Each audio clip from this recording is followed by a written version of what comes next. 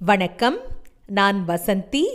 கொஞ்சம் சமையல் கொஞ்சம் தகவலில் இன்னைக்கு ரொம்ப சத்தான சுவையான சோள மாவில் புட்டு எப்படி செய்கிறதுன்னு பார்க்கலாம். சோள மாவு நான் இந்த டம்ளரில் நல்ல ஒரு கோபுரம் மாதிரி எடுத்திருக்கேன். சர்க்கரை பார்த்திங்கன்னா அதே டம்ளரில் 3/4 பாகம் தான் எடுத்திருக்கேன். அதே அளவு நம்ம போடக்கூடாது, ஏன்னா சோள மாவுக்கு இனிப்பு அவ்வளோ தேவைப்படாது. இந்த சோள மாவை நம்ம எப்படி புட்டு தயாரிக்கிறதுன்னு பார்க்கலாம். ஒரு பாத்திரத்தில் இந்த சோள மாவை நம்ம முதல்ல சேர்த்துப்போம். சோளம் நான் வாங்கி நல்லா கழுவி வெயிலில் காய வச்சு அரைச்சது. உப்புத்தூள் கொஞ்சம் சிறிதளவு, ஒரே ஒரு சிட்டிகை. சர்க்கரை சேர்க்குற இனிப்புக்கு நான் எப்போவுமே சொல்லியிருக்கேன், லேசாக உப்பு போட்டால் போகிறோம். இதே வெல்லத்துக்கு தேவை. தண்ணி தெளித்து கைகளால் நல்லா மாவை கலந்து, அதாவது கலந்துன்றதை விட உருண்டைகள் இல்லாமல் நல்லா நுணுக்கி அந்த மாவோடு அந்த தண்ணி நல்லா சேரணும். அப்படி நுணுக்கி நல்லா கலந்து விடணும் நம்ம. ஏன்னா கட்டிகள் கட்டாமல் இருக்கணும். கட்டினாலும் பிரச்சனை இல்லை, நம்ம சல்லடையில் சலிச்சிக்கலாம். ஏன்னா எல்லா பக்கமுமே அந்த மாவில் தண்ணி சேரணும். ஏன்னா மாவு வேகணும் இல்லையா, அப்போ சம அளவு தண்ணி அதற்கு நல்லா சேரணும். நல்லா அப்பப்போ கொஞ்சமாக தண்ணி தெளித்து இது பண்ணிக்கோங்க. இந்த சோள மாவு பார்த்திங்கன்னா சிறு தானியத்தில் இது ஒரு வகை. இது பாருங்கள், நல்லா தண்ணி தெளிச்சாச்சு. ரொம்ப குழகுழப்பாக தெளிக்கக்கூடாது. இதை பாருங்கள், நம்ம இப்போ கைகளால் அப்படி பிசைஞ்சோம்னா அப்படி ஒன்று சேரணும் மாவு. அதுதான் சரியான பதம், தண்ணியோட அளவு அதுதான். ரொம்ப குழகுழப்பாக இருந்ததுன்னா புட்டு களி மாதிரி ஆகிடும். இப்போ ஒரு சல்லடையில் நல்லா நம்ம கைகளை சலிக்கும் பொழுது அது கீழே விழாது, ஏன்னா ஈரம் மாவு இல்லையா.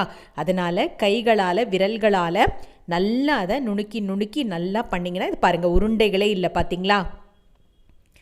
அந்த குருணை கடைசியில் கொஞ்சமாக தான் சேர்ந்துருக்கு, அவ்வளோதான். ஒரு அரை தேக்கரண்டி தான் நமக்கு அந்த உருண்டைகள். அது பரவாயில்லை, உருண்டைகளே இல்லாமல் நம்ம சலிச்சு எடுத்துட்டோம். இப்போ இதை நம்ம ஒரு இட்லி பாத்திரத்தில் நம்ம நல்லா சுடுதண்ணி, நல்லா ஒரு சொம்பு நிறைய நான் ஊற்றிருக்கேன். அதாவது ஒரு 3-4 டம்ளர் தண்ணி ஊற்றிருக்கேன். தட்டி வச்சாச்சு. நான் ஏற்கனவே சொல்லியிருக்கேன், ஒரு மல்லு துணியை ஈரம் பண்ணாமல் போட்டுக்கிட்டோம்னா அது நமக்கு அந்த உருண்டைகளோ கட்டிகளோ வரவே வராது. இந்த சோள மாவை இதில் சேர்த்துருவோம். ரொம்ப சுவையானது. சோள மாவில் நிறைய இரும்பு சத்து இருக்குது. நம்ம எலும்புக்கு வலிமை சேர்க்கக்கூடியது. குறிப்பாக சர்க்கரை நோயாளிகளுக்கு இதில் விதமாக நம்ம செஞ்சு கொடுக்கலாம். குழந்தைகளுக்கு, வீட்டில் இருக்க நமக்கும் பெண்களுக்கும் எல்லாமே தேவை இல்லையா. நமக்கும் சத்துக்கள் தேவை. எலும்புகள் நமக்கு தான் ரொம்ப சீக்கிரம் தேய்மானமாகும். இதை இட்லி பாத்திரத்தில் மூடி போட்டு 20 நிமிடம் மிதமான தீயில வைப்போம். 5 நிமிடம் இளந்தீயில வச்சோம்னா நல்லா வெந்து வந்துடும். இப்போ பார்க்கலாம். நம்ம துணி ஈரம் பண்ணோம்னா ஏற்கனவே சொல்லியிருக்க உருண்டை கட்டும். இப்போ பாருங்கள், ஒரு துளி உருண்டை கூட இதில் இருக்கவே இருக்காது. நான் சொன்ன மாதிரி நீங்கள் செய்யுங்க, உருண்டையே இருக்காது. உங்களுக்கே ஆச்சரியப்படுவீங்க. நீங்கள் ரொம்ப பாருங்கள், உருண்டைகளே இல்லாமல் வந்திருக்கு. அது அப்படி சேர்ந்தாலும் நீங்கள் கரண்டியில் அப்படி நம்ம இது கலந்து விட்டோம்னா போகிறோம், நல்ல மிருதுவாக மாறிடும். இதை ஒரு பாத்திரத்துக்கு நம்ம சேர்த்துப்போம். சர்க்கரை நான் என்ன அளவு சொன்னோன்னோ அந்த அளவே சேர்த்துருங்க. இதே அரிசி மாவுனா கொஞ்சம் இழுக்கும் சர்க்கரை இனிப்பு, ஆனால் சோள மாவு அந்த அளவு இனிப்பு இழுக்காது நமக்கு. நல்லா அப்படி கலந்து விட்டுக்கோங்க. தேங்காய் பூ பார்த்திங்கன்னா நான் எந்த டம்ளர் காமிச்சனோ அதில் 1.5 டம்ளர் தேங்காய் பூ, நீங்கள் தேங்காய் துருவல் சேர்த்துக்கோங்க. அப்போ தான் ரொம்ப நல்லாயிருக்கும். அந்த மாவும் தேங்காயும் சம அளவில் இருக்கணும். சர்க்கரையை நான் கொஞ்சமாக கொட்டியிருக்கேன் நான். இன்னுமே அந்த சர்க்கரையை நம்ம சேர்த்துப்போம்.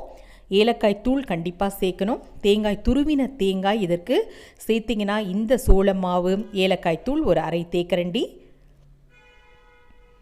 தேங்காய் பூ நான் சொன்னது அந்த டம்ளரில், நான் காட்டின டம்ளரில் 1.5 இனிமேல் நான் சேர்ப்பேன் பாருங்கள். 1.5 டம்ளர் தேங்காய் பூ நல்லா சேர்த்து நல்லா கலந்து விடுங்க. இந்த சோள மாவு, அந்த தேங்காய், சர்க்கரை, ஏலக்காய் தூள் எல்லாம் சேர்ந்து அப்படி ஒரு மணத்தோடு இருக்கும். இந்த புட்டு நான் சொன்ன மாதிரி எலும்புகளுக்கு வலு சேர்க்கும். சர்க்கரை நோயாளிகளுக்கு நம்ம தோசை ஊற்றி கொடுக்கலாம், அடை செஞ்சு கொடுக்கலாம், காய்கறிகள் சேர்த்து கூட நம்ம அடை செய்யலாம், விதவிதமாக செய்யலாம். இன்னும் வரும் காணொளிகளில் நான் கண்டிப்பாக காமிக்கிறேன்.